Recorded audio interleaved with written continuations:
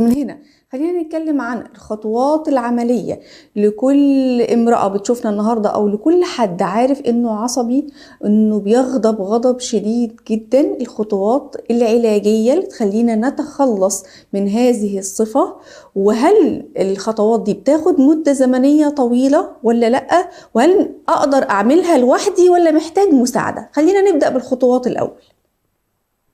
أوكي، طبعا الإنسان لازم يساعد نفسه. أنا لن أتوقع أنه شخص آخر يساعدني. مثل ما قلت لك، لما يكون في وعي أنا لازم أعرف أني أنا راح أساعد نفسي قبل أي أحد ثاني، لأنه أنا اللي لازم أخطو الخطوة الأولى. فمثلا من الطرق اللي الواحد يتبعها، وأنا عن نفسي يعني ولله الحمد بديت أتبعها حتى أغير في نفسي، وهي أولا إذا كان هناك موقف حدث وأنا بدأت تأتيني هذه ردة الفعل الغضب، أول حاجة أسويها، أو مثلا دعوني أقول أنا غضبت الآن من ابني أو ابنتي وجت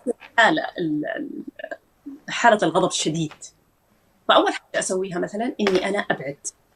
يا ابني أنا راح أعطيك 10 دقائق وراح أرجع أتكلم معاك. على طول أبعد من الموقف. ليش؟ على أساس ما يكون عندي ردة فعل سيئة وأندم عليها بعدين، لأنه الغضب هذا مشكلة كبيرة جدا. ردود الأفعال قد تكون جدا يعني تدمر العلاقات. فأولا حتى لو 10 دقائق أبعد عن الموقف. عندما تذهب بعيدا 10 دقائق وترجع، سوف مستحيل أن يكون عندك نفس ردة الفعل التي ستكون من أول مرة، يعني من غير ما تأخذ فيها راحة، يعني 10 دقائق لك وللشخص الآخر. أوكي؟ ثانيا أخذ لي نفس عميق من 4 ل 5 مرات. نفس عميق شهيق وزفير. الزفير يكون بشكل بطيء جدا، من 4 ل 5 مرات، وسترون الفرق، فرق شديد يعني سبحان الله. أبعد لمدة دقائق وبعدها أخذ نفس عميق. بعدها إذا قدرت أمشي أو أستريح لدقائق أيضا. ممكن في بعض الناس يمشوا برجلهم، يعني إذا كنت تحب المشي أو إذا كنت تحب تسوي حاجة معينة، يعني تبعد لنص ساعة ممكن، أو إذا شفت نفسك أوكي ترجع وتتحدث مع الشخص. اللي هو تغيير الوضع اللي أوصانا به الرسول صلى الله عليه وسلم: لو كنت قاعد فقوم، لو أنت واقف امشي، اتوضى، لأن الغضب من الشيطان. exactly. صحيح. تغير الوضع، هذه كلمة جيدة. طيب، وبعدها أسأل نفسي لماذا أحس بالغضب؟ لأنه يجب علينا أن نعرف كيف نتعامل مع هذه المشاعر ونقبلها. يجب أن نعبر عن مشاعرنا. طيب، هي دائما مشكلة الكبت هي التي تسبب ردود الأفعال هذه. لذلك يجب أن أتعامل كيف أصدقها. هذه واحدة من الطرق اللي الإنسان يتبعها حتى يغير في نفسه. فلذلك سأسأل نفسي لماذا أحس بالغضب؟ ما هو السبب؟ إيش اللي يخليني أتعامل مع ابني بالطريقة هذه؟ ليش أعصب وأغضب بهذه الطريقة؟ اسألي نفسك هذه الأسئلة.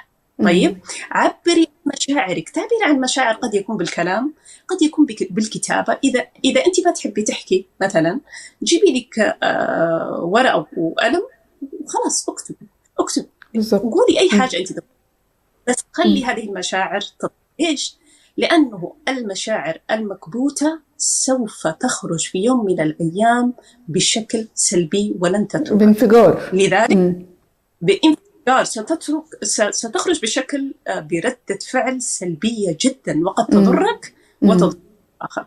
لذلك بهذه الطرق أنت تخرجين هذه المشاعر، وهذه الطريقة الصحيحة أنك تخرجي هذه المشاعر، تتخلصين منها. طيب، لذلك ستعبرين عن مشاعرك. يعني أعبر عن مشاعري قد ما أقدر. أتكلم مع نفسي ليش أنا سويت كذا، أكتب، وبالتالي يعني أنا وصلت لنص الطريق. وبعدها يكون عندي امتنان يومي وتقدير لحالتي ولوضعي. خليني دائما أحاول أن أرى الناس الذين هم أقل مني، الذين هم يعانون من أمور كثيرة، وأنني دائما يعني هذا يأتي سبحان الله من الشكر لله، الحمد طبعا. الإنسان الذي لا يحس بالقناعة، لا يحس بالرضا، دائما تحسي أنا ليش كذا، وتحسي يعني مسألة الغضب، السكينة والهدوء. متى تأتيك السكينة والهدوء؟ الإنسان الذي يغضب ليس عنده هذه السكينة، عنده توتر، عنده غضب فعلا. ولكن مجرد ما تزيد ثقتك في الله وتؤمن إنه الحمد لله أنا أحسن من غيري، هذه أيضا طريقة تعالج بها نفسك، صح؟ ومنها الامتنان الحمد والشكر لله، أنا أحسن من غيري. مجرد ما الإنسان ثقته في الله، وسبحان الله يعني أنا هذا الشيء جربته على نفسي، تحس بسكينة هدوء، وهذا الغضب يتلاشى سبحان الله. يعني هذه واحدة من الطرق، وخلاص يبدأ الإنسان. هذه طريقة أنت يعني أنك بدأت تعي وتنتبه وتعالج في نفسك، وما في شيء مستحيل ولا أؤمن به. إذا عندك إذا أنت مستعد أنك تغير في نفسك، ستغير في نفسك، وستبدأ باستخدام جزءك الإيجابي، لأنه طبعا كلنا عندنا جزء إيجابي وجزء سلبي بالتأكيد. لكن مجرد أن أعي، حتى لو أحد تعامل معي بردود فعل غضب أو حزن أو شيء من ذلك، سأستخدم بذكائي جزئي الإيجابي، وسأستطيع أن أؤثر بشكل إيجابي على